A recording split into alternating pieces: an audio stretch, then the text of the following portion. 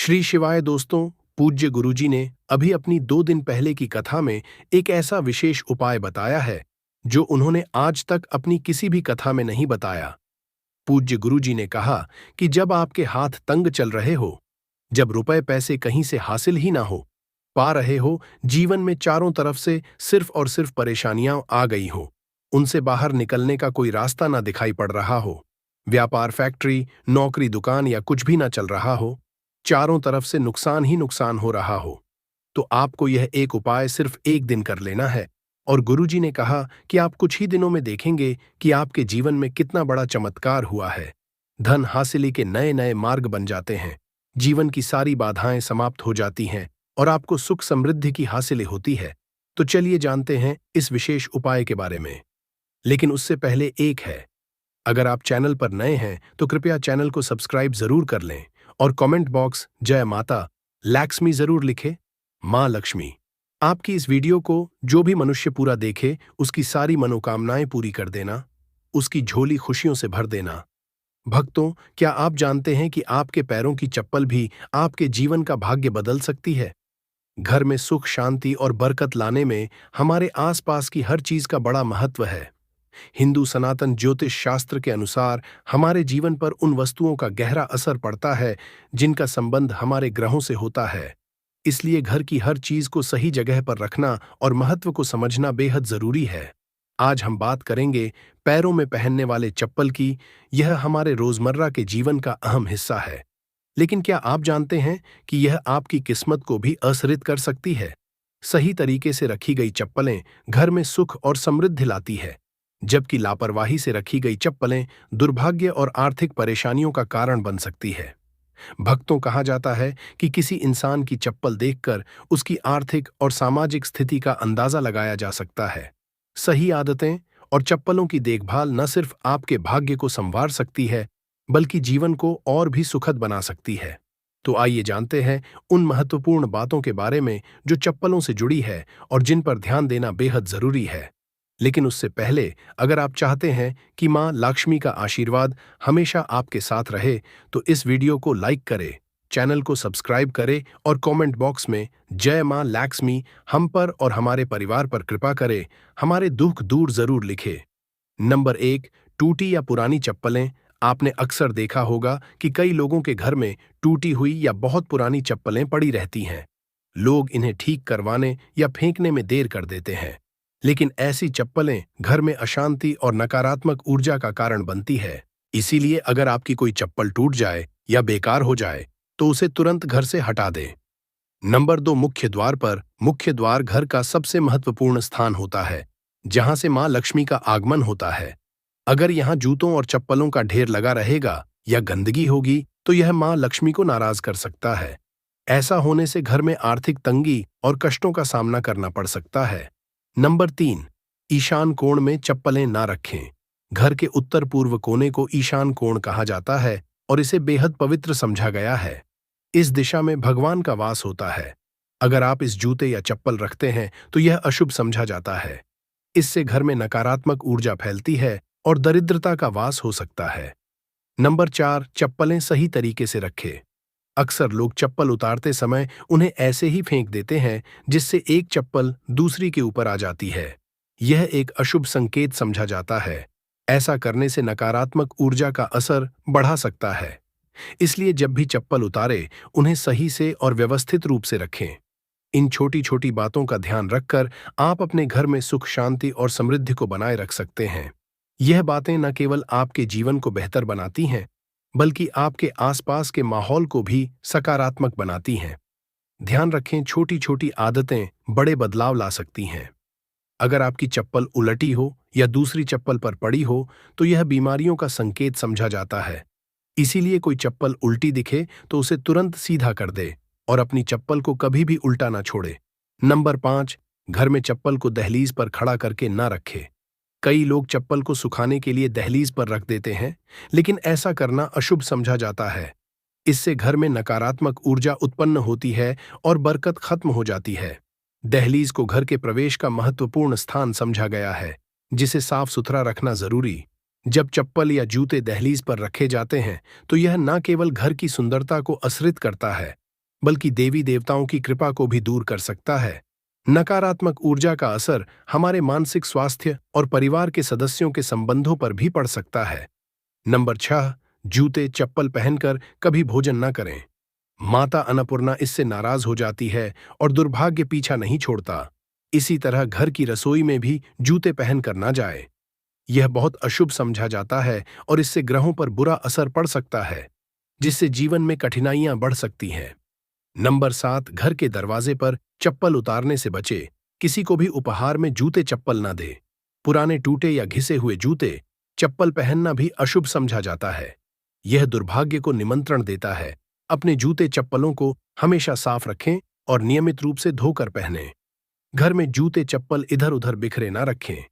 जिस घर में बिखरी रहती है वहां शनि देव का अशुभ असर पड़ता है। नंबर 8, अगर आप शनि देव की कृपा पाना चाहते हैं तो शुभ कार्य के लिए जाते समय या घर से बाहर निकलते समय फटे हुए जूते चप्पल कभी ना पहने। ऐसा समझा जाता है कि फटे या टूटे हुए जूते चप्पल पहनने से कार्य में रुकावट आ सकती है। शनिदेव को फटे हुए जूते चप्पल अप्रिय लगते हैं, जिससे उनकी नाराजगी हो सकती है। इसलिए शुभ पर हमेशा अच्छे और सही जूते चप्पल पहनने की सलाह दी जाती है।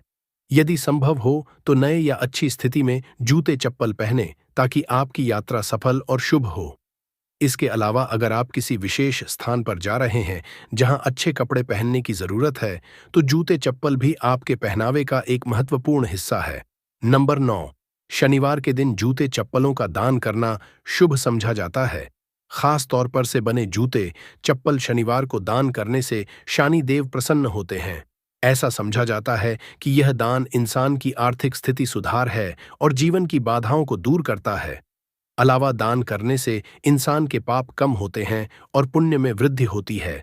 यह न केवल मानसिक शांति देता है बल्कि संतोष और आत्मिक प्रसन्नता भी प्रदान करता है। नंबर 10, घर में फटे पुराने जूते चप्पल रखने से बचे। पुराने और अनुपयोगी जूते चप्पल घर में से नकारात्मक ऊर्जा फैलती है।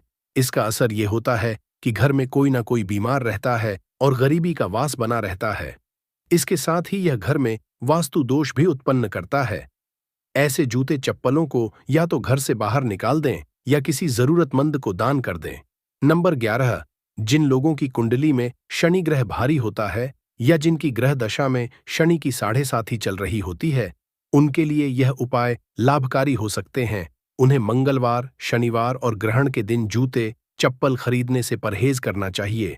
अमावस्या के दिन भी जूते चप्पल न खरीदें, क्योंकि ऐसा करना जीवन में नकारात्मक ऊर्जा और समस्याओं को आकर्षित कर सकता है। नंबर 12, किसी और इंसान की चप्पल पहनने से बचें। घर के सदस्यों की चप्पल इस्तेमाल करना सामान्य है, लेकिन बाहरी इंसान की चप्पल पहनने से आपको उनके दुर्भाग्य और संघर्षों का सामना करना पड़ है। यह आदत अशुभ मानी जाती है और इसे हमेशा टालना चाहिए। नंबर 13, शनिदेव को प्रसन्न करने का एक आसान तरीका है। शनिवार को काले जूते पहनकर हनुमान मंदिर जाए। मंदिर के बाहर जूते उतारकर हनुमान जी के दर्शन करें और प्रार्थना के बाद उन जूतों को वहीं छोड़ दें।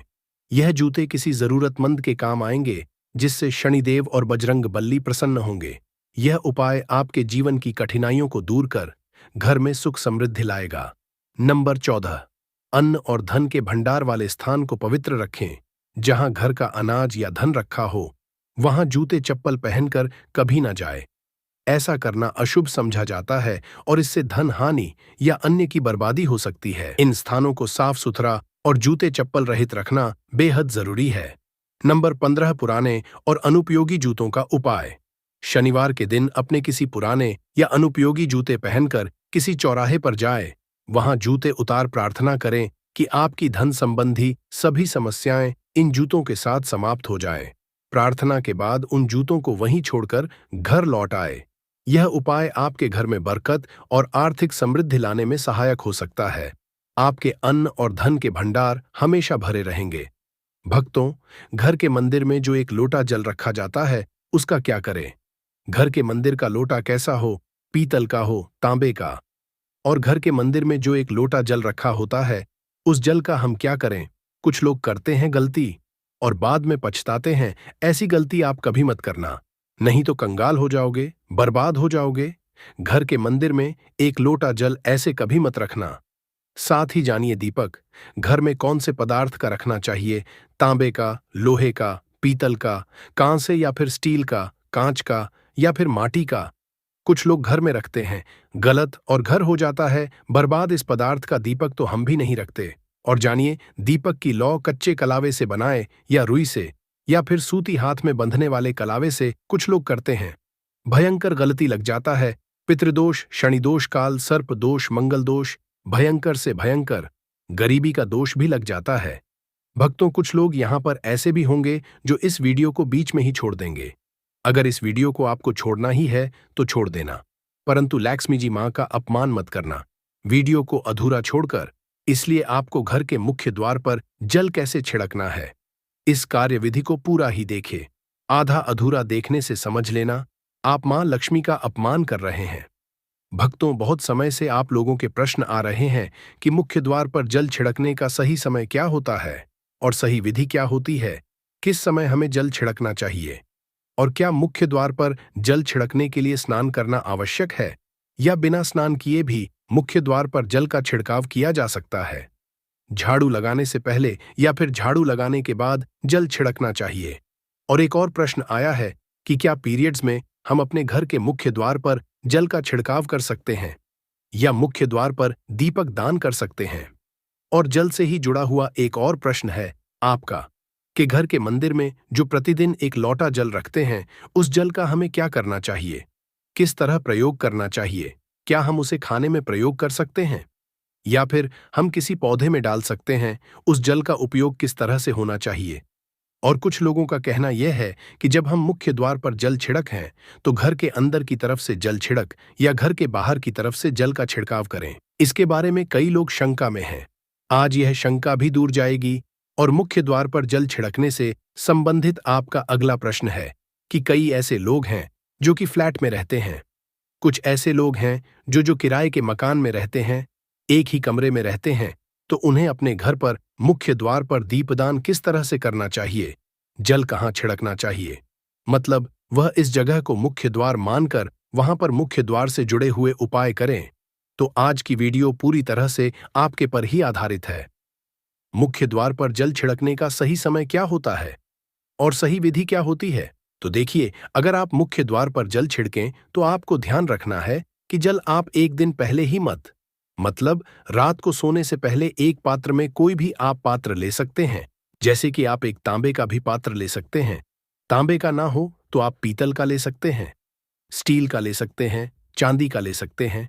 जो भी पात्र पास उपलब्ध हो, एक लोटे में थोड़ा सा गंगा जल डाल दीजिए और उसके ऊपर शुद्ध जल भर दीजिए।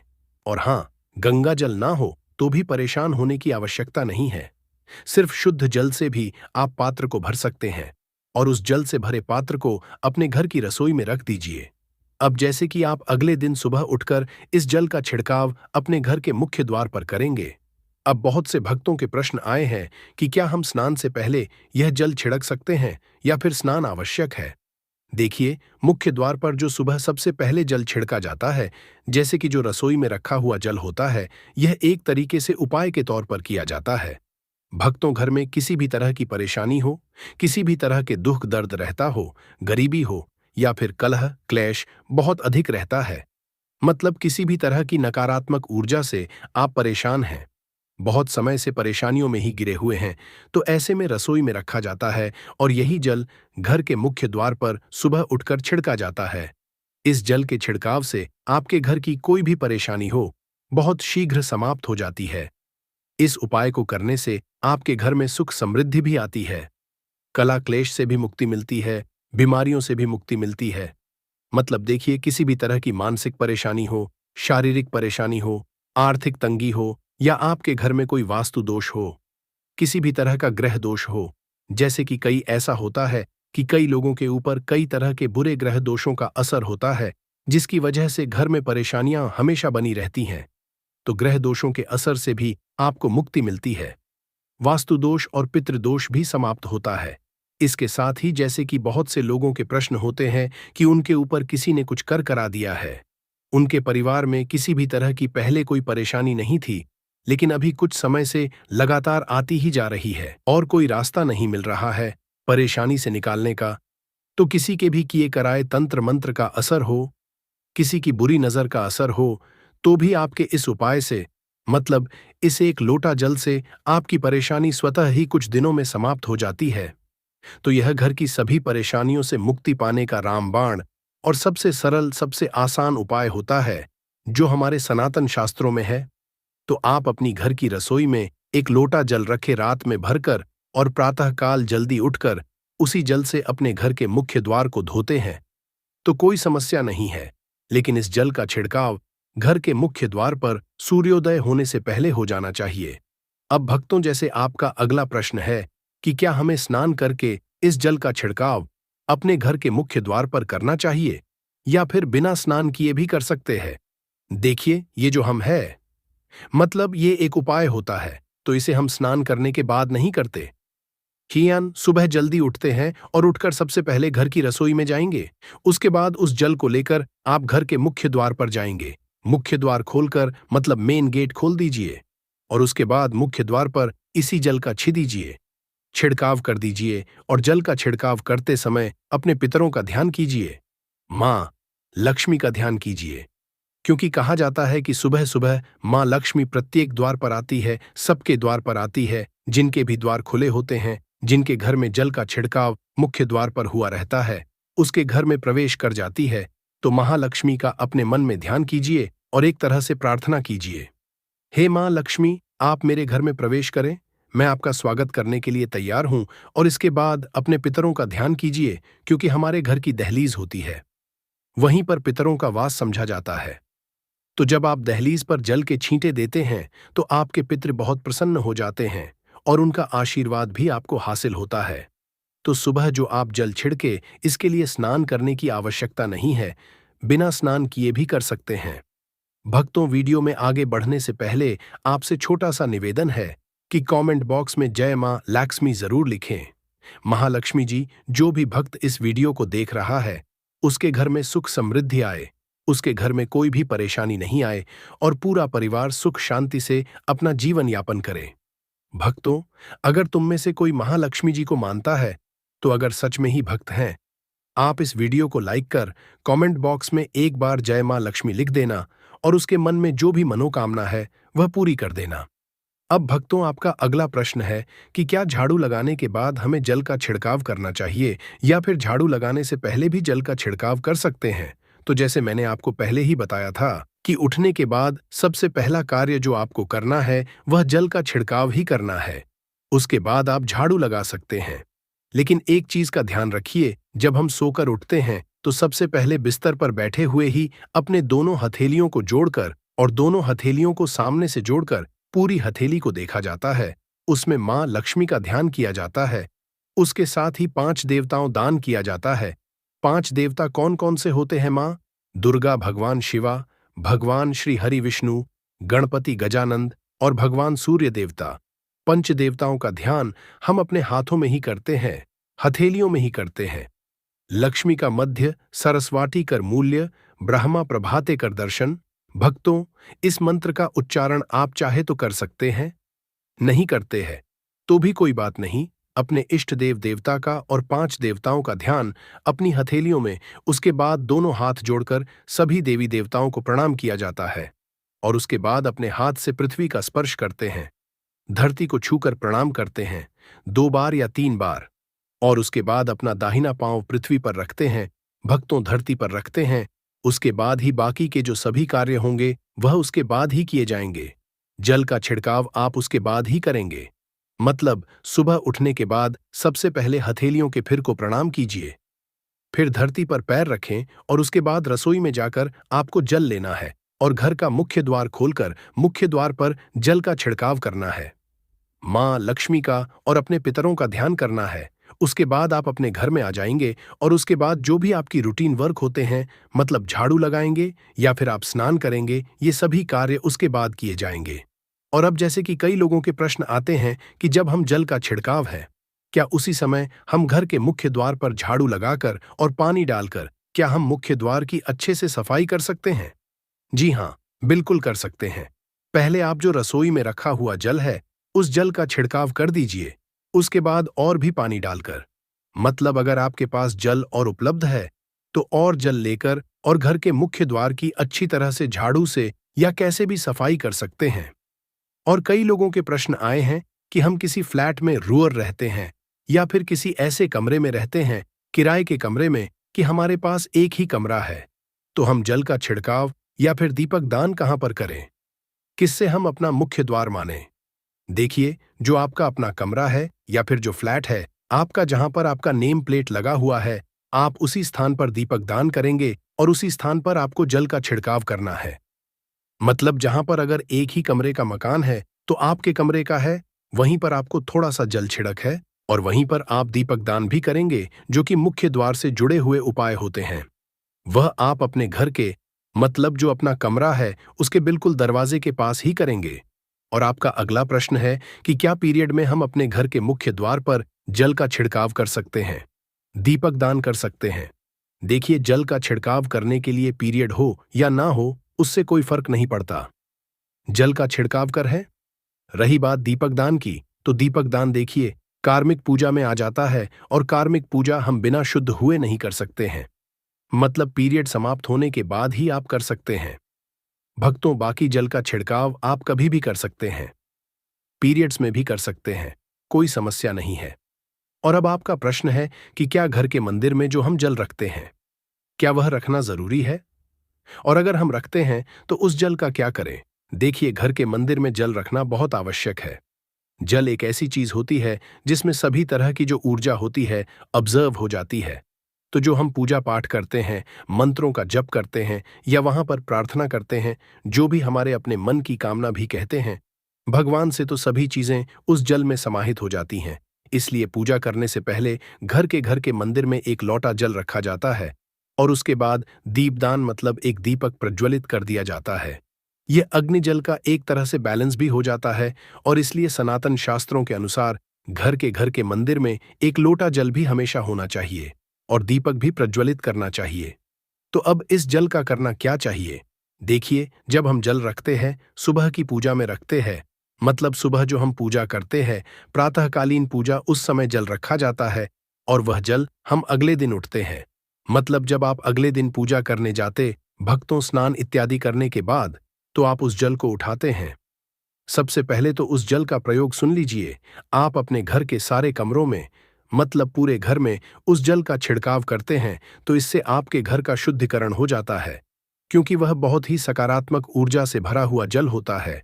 इससे कई बीमारी अपने आप ही दूर हो जाती है। उस जल का छिड़काव करने से किसी भी तरह की नकारात्मक ऊर्जा का प्रवेश आपके घर में नहीं होता। किसी भी तरह परेशानी आपके घर में हो, अगर आप नियमित तौर पर उस जल का छिड़काव करें अपने घर में, तो निश्चित ही आप परेशानियों से मुक्ति पा जाते हैं, किसी के कण तंत्र मंत्र के असर से मुक्ति पा जाते हैं। दूसरा उपाय आप कर सकते हैं, जैसे कि घर में कोई बीमार है तो आप इस जल को उस व्यक्ति को पीने के लिए दे सकते हैं। और यह जल इतना शक्तिशाली होता है कि इस जल को पीने से बड़ी बीमारियों से, मतलब लंबी बीमारियों से भी धीरे धीरे राहत मिलने लग जाती है। कई बार होता है ना, आप लोगों के प्रश्न आते हैं कि दवाई तो हम कर रहे हैं, लेकिन दवाई हमें लगता ही नहीं है, दवाई का कोई असर ही देखने को नहीं मिलता। तो ऐसे में अगर दवाई के साथ साथ उस जल को पीने के लिए रोगी को दिया जाए, यानी दवाई इसी पानी से अगर खाई जाए, तो बहुत अच्छी दवाइयां काम करने लग जाती है। और जैसे कि परिवार में अगर बहुत अधिक कलह क्लेश रहता है, हमेशा आपस में सामंजस्य बनता ही नहीं है, आपस में हर बात पर मतभेद होता है, परिवार के सभी सदस्य इस जल में से अगर थोड़ा थोड़ा पीते हैं, तो धीरे धीरे विचारों में परिवर्तन आने लग जाता है, सकारात्मक विचार सभी के होने लग जाते हैं और आपस में समन्वय होने लग जाता है। घर से कलह क्लेश और भेद हमेशा के लिए समाप्त हो जाते हैं। और घर के मंदिर में रखे हुए जल का अगला उपाय क्या है। देखिए, अगर आप कोई दुकान करते हैं, कोई व्यापारिक स्थल है आपका, तो प्रतिदिन इसी जल में से थोड़ा सा जल ले जाकर दुकान पर, व्यापारिक स्थल पर छिड़काव कीजिए। इससे आपका आपका काम बहुत अच्छा चलता है, मतलब किसी भी तरह की परेशानी आपके व्यापारिक स्थल पर नहीं आती है, क्योंकि जैसा मैंने आपको बताया, यह जो जल होता है बहुत शक्तिशाली होता है, बहुत सकारात्मक होता है। अब घर के मंदिर में रखा एक लोटा जल शक्तिशाली और सकारात्मक से भरा क्यों होता है, क्यों इसमें सकारात्मक ऊर्जा का भंडार होता है। आइए जानते हैं। देखिए, जल जो होता है अमृत हुआ, मीठे फल हुए, भोजन हुआ, अनाज हुआ, उससे भी बढ़कर समझा जाता है। देवी देवता आपके दिए हुए इसी जल को ग्रहण करते हैं। घर के मंदिर में एक लोटा जल रखना उतना ही जरूरी है जितना आप सुबह दोपहर शाम का भोजन करते हैं। जब हम भगवान की पूजा करते हैं और तांबे के पात्र में या पीतल के पात्र में एक लोटा जल जरूर रखते हैं।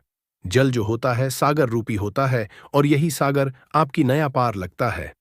घर के मंदिर में एक जल रखने का कारण एक और ये होता है कि जो लोग भगवान को डेली भोजन नहीं करा सकते तो वह घर के मंदिर में एक लोटा जल रखते हैं ताकि भगवान इसे ग्रहण करें।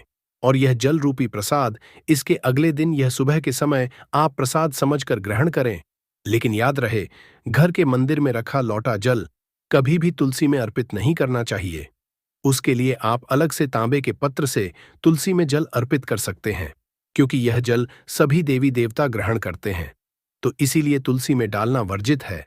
लेकिन हां, अगर आपके घर में लड्डू गोपाल है, राधा कृष्णा है और आप एक लोटा जल उनके लिए अर्पित करते हैं, तो आप अगले दिन यानी सुबह के समय वह जल तुलसी में चढ़ा सकते हैं। घर के मंदिर में जो एक लोटा जल रखा होता है, उसके अगले यानी सुबह के समय आप इस जल से अपनी आंखें जरूर धोया करें। इससे आंखों में रोशनी बढ़ती है और आंखों में जितनी भी बीमारी आ जाती है वह दूर होती है। सनातन शास्त्रों के अनुसार जो लोग घर के मंदिर में एक लोटा जल भरकर नहीं रखते तो उनके घर में अकाल पड़ जाता है, घर कंगाल हो जाता है, बर्बाद हो जाता है, परिवार में मुसीबतें आ जाती हैं और गरीबी का आगमन हो जाता है। आप चाहे तो एक लोटा जल में पुष्प आदि डालकर रख सकते हैं, बहुत ही शुभ समझा जाता है। घर के मंदिर में जो जल रखा जाता है उससे हम और क्या क्या सकते हैं, आइए जानते हैं। तो इस जल का छिड़काव करने से बहुत सारी परेशानियां अपने आप ही समाप्त हो जाती हैं। जैसे अगर आपके दुकान पर किसी की नजर लगी है, बहुत से लोगों के प्रश्न आते हैं कि हमारे काम को किसी ने बांध दिया है, मतलब किसी की बुरी नजर ऐसी लग गई है कि पहले तो दुकान बहुत अच्छी चलती थी, अब नहीं चल रही है, तो आप इस उपाय को कर सकते हैं। निश्चित ही बहुत जल्द ही आपको परेशानियों से मुक्ति मिल जाती है और दिन दुगनी रात चौगुनी आप व्यापार में तरक्की होती है। और हां, घर के मंदिर में रखे हुए जल को आप अपने घर की रसोई में खाना बनाने में पीने में भी प्रयोग कर सकते हैं। लेकिन खाना बनाने में प्रयोग तभी कीजिए जबकि आपके घर में बिल्कुल सात्विक भोजन बनता हो, मतलब लहसुन प्याज अगर आपके घर में बनता हो तो खाना बनाने में इस जल का प्रयोग नहीं किया जा सकता है। फिर आप इस जल को थोड़ा थोड़ा परिवार के सदस्य मिलकर ग्रहण कर सकते हैं और बचे जल को आप अपने घर में पौधों में डाल सकते हैं। तो देखिए, ऐसा नहीं है कि घर के मंदिर पर रखा हुआ जल बेकार होता है, किसी काम का नहीं होता है। बहुत सारे उपयोग इस जल के होते हैं। अगर हम सही तरीके से प्रयोग करें तो अपने जीवन की बहुत सारी परेशानियों का समाधान मात्र इस एक लोटा जल से हम कर सकते हैं। तो ध्यान रखिए कि मंत्रों से अभिमंत्रित जल बहुत महत्वपूर्ण होता है, बहुत शक्तिशाली होता है। हमारे घर के मंदिर पर रखा हुआ जल देवताओं का आशीर्वाद होता है, क्योंकि पूरे समय वह देवताओं के पास होता है। देवी देवता वहां पर रहते हैं, तो उस जल में हर तरह की शक्ति समाहित होती है जो कि सकारात्मक शक्तियां होती हैं। और इस जल का प्रयोग अगर हम सही तरीके से करते हैं, मतलब उसको पीने में करते हैं, खाना बनाने में करते हैं, घर में जल का छिड़काव करने में करते हैं, तो इससे हमारी का समाधान होता है। और अगर कोई भी कार्य नियमित तौर पर मतलब प्रतिदिन किया जाता है तो उसका हमें लाभ हासिल होता है। कभी कभी करेंगे तो निश्चित ही आपको उतना लाभ दिखाई नहीं देगा, लेकिन अगर आप नियम बना लेंगे कि हर रोज उसी जल से घर में छिड़काव करना है, घर में प्रत्येक व्यक्ति को थोड़ा थोड़ा पीने के लिए देना है, बचे हुए जल को पौधों में डाल दीजिए, दुकान पर छिड़क दीजिए, अपने घर के पारिक स्थल पर छिड़काव कीजिए, बच्चों की किताबों की जगह में अपने घर की तिजोरी में हर जगह इस जल का छिड़काव कीजिए और नियमित तौर पर कीजिए। चमत्कार आपको निश्चित ही देखने को मिलेगा। इसी तरह से जो रसोई में रखा हुआ जल होता है उसका छिड़काव अपने घर के मुख्य द्वार पर कीजिए, तो इसका भी आपको लाभ बहुत बहुत ही शीघ्र दिखाई देगा। लेकिन इसे अपने रूटीन में शामिल करना होगा, प्रतिदिन नियम से यह कार्य करना होगा, तब आपको लाभ देखने को मिलेंगे।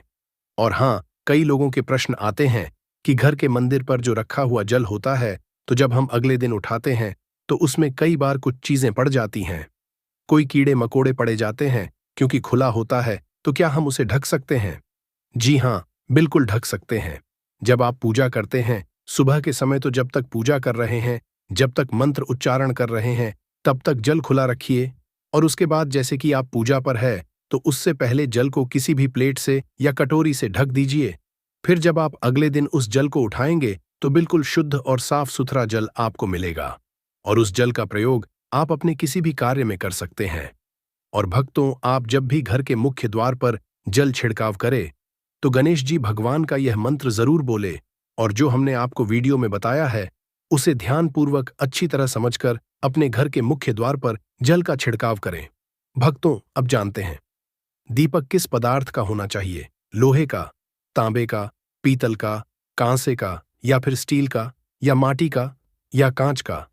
आखिर घर में कौन सा दीपक शुभ समझा जाता है?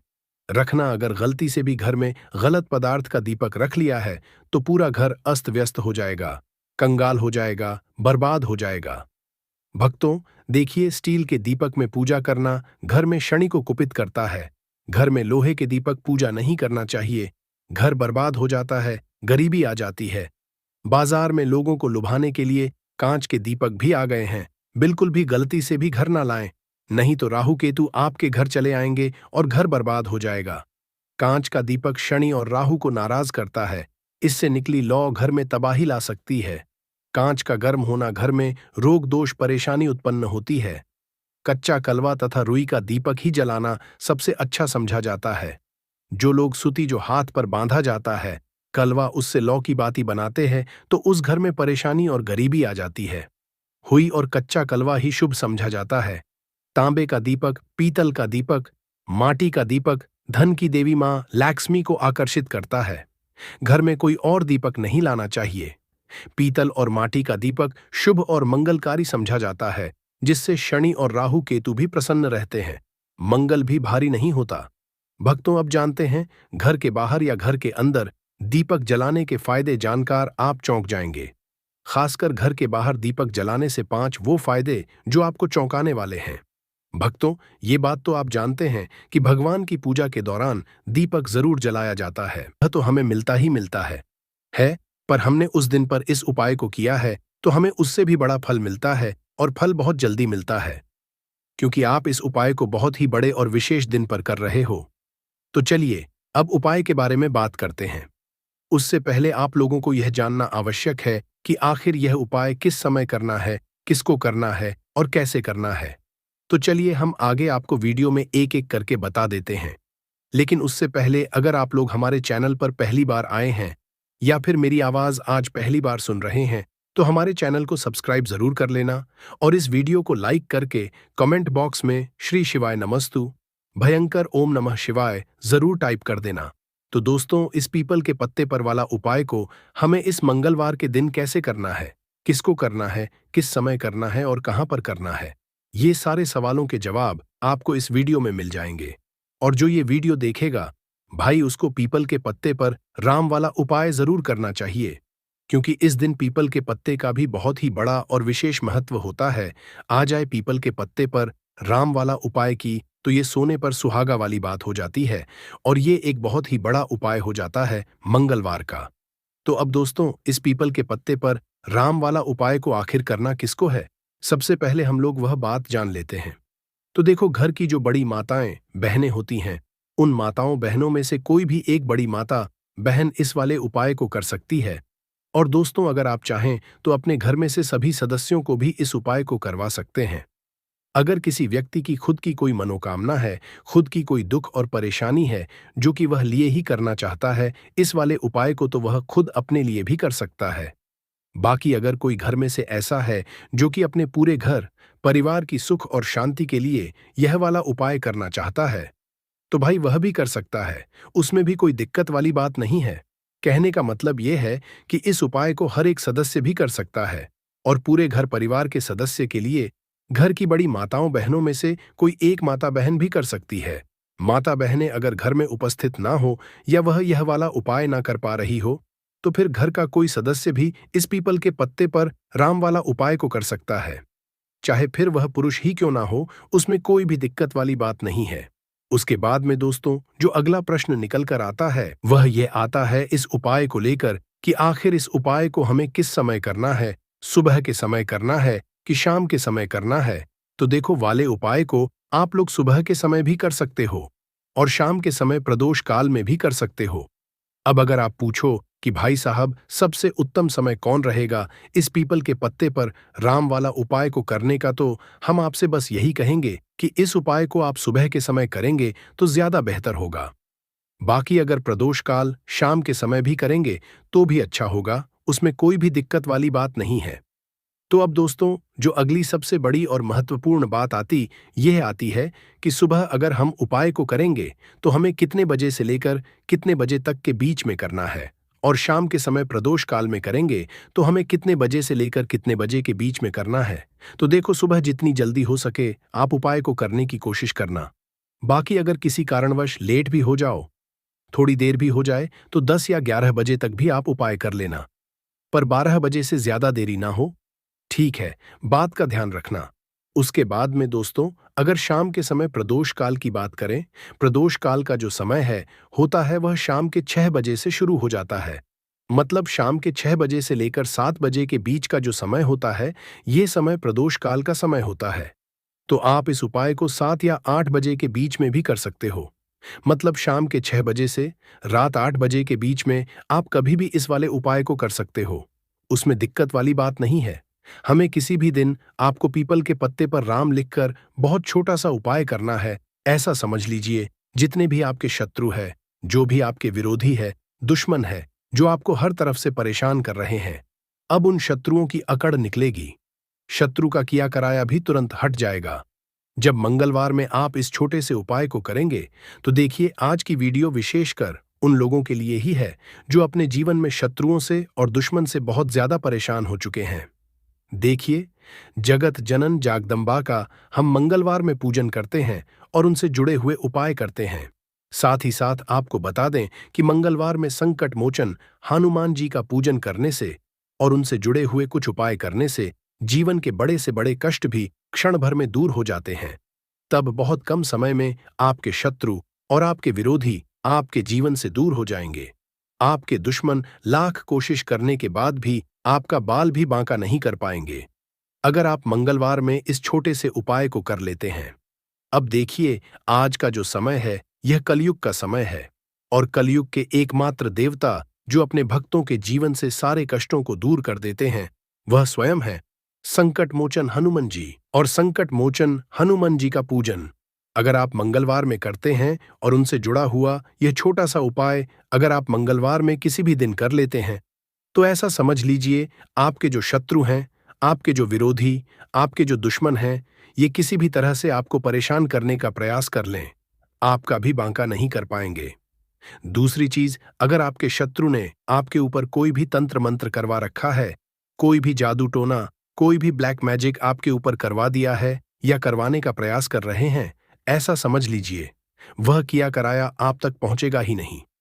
और अगर आप तक पहुंच गया है, कोई भी ब्लैक मैजिक तुरंत हट जाएगा जब आप इस छोटे से उपाय को मंगलवार में करेंगे। देखिए, उपाय छोटा है लेकिन बहुत महाचमत्कारी है। मतलब उपाय को करने में ना तो आपका ज्यादा समय जाएगा, ना ही इसमें आपके ज्यादा पैसे लगने वाले हैं। और ऐसा समझ लीजिए कि एक बार ही अगर आपने इस उपाय को मंगलवार में कर लिया तो इसका महादिव्य चमत्कार आप खुद देख लेंगे। तो मंगलवार के जो 9 दिन होते हैं, ये बहुत ही सिद्ध दिन होते हैं। मतलब मंगलवार के दिनों में 9 माता रानी हमारे घरों में आती हैं, अपने भक्तों के जीवन से कष्टों को दूर करती हैं। साथ ही साथ आपको बता दें कि मंगलवार के टाइम पर जब भी आप संकट मोचन हनुमान जी के उपाय करते हैं, माँ दुर्गा की आपको असीम और विशेष कृपा मिलती है। माँ दुर्गा आपसे बहुत जल्दी प्रसन्न होती है और आपके सारे संकटों को वह दूर कर देती है। तो पीपल के पत्ते में और पीपल के पेड़ में होता है देवी देवताओं का वास। पीपल के पेड़ में श्री हरि विष्णु साक्षात माँ लक्ष्मी वास करती है। पीपल के देव में हमारे पितरों का वास होता है। पीपल का जो पेड़ होता है, इसका पूजन करने से शनि देव की कृपा, उनका आशीर्वाद मिलता है। और का पत्ता जो है, इसका उपाय मंगलवार में करने से व्यक्ति के जीवन से बड़े संकट और कष्ट दूर हो जाते हैं, जिसमें कि शत्रु और आपके दुश्मन जो हैं, यह पूरी तरह परास्त हो जाएंगे, चारों खाने चित्त हो जाएंगे और कभी भी आपका कुछ नहीं बिगाड़ पाएंगे। अगर यह उपाय आप करते हैं तो देखिए, यह उपाय स्त्रियां भी कर सकती हैं। पुरुष भी कर सकते हैं। किसी भी दिन आप इस उपाय को कर सकते हैं, ठीक है ना? इसमें दिन आपको नहीं है कि किस दिन करें, जिस दिन आप चाहा उस दिन इस उपाय को आप कर सकते हैं। तो मंगलवार के दिन आपको पीपल का पत्ता तोड़ना नहीं है, उससे एक दिन पहले ही तोड़कर आप पीपल का पत्ता ले आ, या गिरा हुआ जो पत्ता होता है पीपल का, वह आप ले लें, ठीक है ना? बस इस चीज का आपको ध्यान रखना है कि मंगलवार के दिन पीपल के पेड़ से कोई भी पत्ता हम नहीं तोड़ते हैं। इस चीज का आपको विशेष ध्यान रखना है। तो आपको लेना है पीपल का एक पत्ता, शुद्ध जल से उसे साफ कर लेंगे पहले, जिससे कि धूल मिट्टी अगर पीपल के पत्ते पर हो तो वह हट जाए। फिर गंगा जल का थोड़ा सा छिड़काव यानी थोड़ी सी छींटे आपको इस पीपल के पत्ते पर मारनी है, और इस पीपल के पत्ते को फिर कपड़े से पोंछकर आपको साफ कर लेना है, बिल्कुल सूखा लेना है। अब आपको लेना है थोड़ा सा सिंदूर, जो केसरिया वाला सिंदूर आता है, जो हम संकट मोचन हनुमान जी को चढ़ाते हैं, वह सरिया सिंदूर आपको लेना है। थोड़ा सा जल डाल के इसे गीला कर लेंगे, और इसी सिंदूर से इस पीपल के पत्ते पर आपको भगवान राम का नाम लिखना है। अब किससे लिखेंगे? माचिस की तीली ले सकते हैं, उससे लिख सकते हैं। किसी भी तरह से आपको भगवान राम का नाम इस पीपल के पत्ते पर लिखना है। लिख लिया एक आपको। चमेली के तेल का या सरसों के तेल का दीपक तैयार करना है, और एक कोई भी आपको लेनी है। मिठाई मिठाई में यहां पर आप बूंदी का ले सकते हैं, बेसन का लड्डू ले सकते हैं, और अगर आप इमरती ले लेते हैं तो यह और भी उत्तम है। देखिए, इमरती का जो भोग होता है, यह संकट मोचन हनुमान जी को बहुत ज्यादा प्रिय है। अब यह सारी चीजें लेकर आपको जाना है संकट मोचन हनुमान जी के मंदिर में। तो देखिए, सबसे पहले आपको संकट मोचन हनुमान जी के सामने यह दीप प्रज्वलित करना है जो आप लेकर के गए हैं। चाहे आपने चमेली के तेल का दीपक तैयार करा है या सरसों के तेल का। सबसे पहले दीपक आप जला देंगे, और दीप जलाने के बाद आपको जो पीपल का पत्ता आपके गए थे, वह पत्ता आपको संकट मोचन हनुमान जी को अर्पित करना है, वहां चढ़ाना है। और जो भी भोग में आप लेकर के गए हैं, चाहे आपने बेसन के लड्डू लिए, बूंदी का प्रसाद लिया, या फिर इमरती, जो भी कुछ आपने लिया है उसका भोग लगाना है। और संकट मोचन हनुमान जी से आपको प्रार्थना करनी है कि हे जगत का कल्याण करने वाले संकट मोचन हनुमान जी, संकटों को हरने वाले, मेरे जीवन से शत्रु और दुश्मनों को भी कर दीजिए। शत्रु का किया कराया तंत्र मंत्र सब कुछ हट जाए, ऐसी कृपा मुझ पर कीजिए। इस तरह से आपको प्रार्थना करनी है, और 108 बार जय श्री राम, जय सीता राम, जय श्री राम, जय सीता राम, जय श्री राम, जय सीता राम, इस तरह से आपको जयकारा लगाना है, क्योंकि भगवान राम का नाम संकट मोचन हनुमान जी को सबसे ज्यादा प्रिय है। तो जयकारा लगा देंगे। और देखिए, अगर एक बार हनुमान चालीसा पढ़ पाए तो आप एक बार चालीसा ऐसा जरूर पढ़ें, ठीक है ना? ज्यादा बार नहीं तो एक बार जरूर पढ़ें। जयकारा तो आपको बिल्कुल से लगाना है। और इस छोटे से उपाय को किसी भी दिन कर लीजिए, सुबह कर लीजिए, शाम को कर लीजिए, और किसी भी दिन, जैसे मंगलवार की तिथि जो होती है ना, ये बहुत बड़ी होती है, आप उस दिन भी इस उपाय को कर सकते हैं, जरूर से करें। शत्रुओं और दुश्मन, आपके जो विरोधी हैं, ये पूरी तरह चारों खाने चित्त हो जाएंगे, और आपका बाल भी वहां नहीं कर पाएंगे। तो देखिए, इस उपाय को आप 9 दिन भी कर सकते हैं, 2-3 बार भी कर सकते हैं। अगर आप ज्यादा बार नहीं कर पा रहे हैं तो एक बार आपको इस उपाय को जरूर से करना चाहिए। तो देखिए, इस उपाय को करने से जो आपके सामने से शत्रु है वह भी परास्त हो जाएंगे। जो पीठ पीछे वार करते हैं, पीठ पीछे तंत्र मंत्र करवाते हैं, वह शत्रु भी चारों खाने चित्त हो जाएंगे। बस छोटा सा उपाय है, जरूर करें। तो देखिए, अब बात कर लेते अपने एक बहुत छोटे से उपाय की, जिसे मंगलवार में करने से आपकी हर मनोकामना पूरी हो जाती है।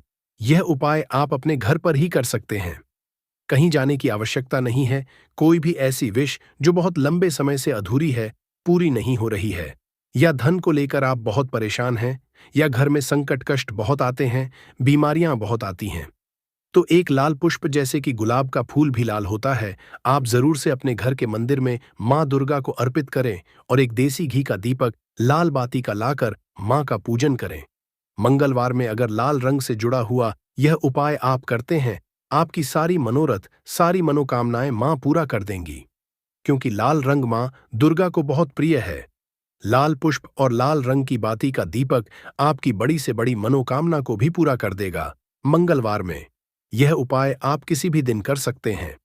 दूसरे उपाय की हल्दी वाला जल आपको अपने घर में किस जगह पर डालना है और उपाय को कैसे करना है, और कैसे ये हल्दी वाला?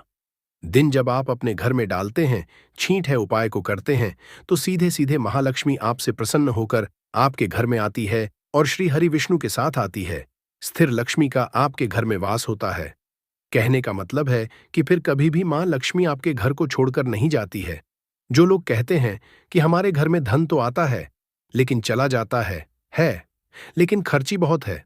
धन तो घर में आता है, लेकिन तिजोरी कभी धन से भरी नहीं रहती है, खाली हो जाती है। तो 90 पर लोग ऐसे होते हैं जिनके जीवन में ये समस्या होती है कि हमारे घर में स्थिर लक्ष्मी का वास नहीं है।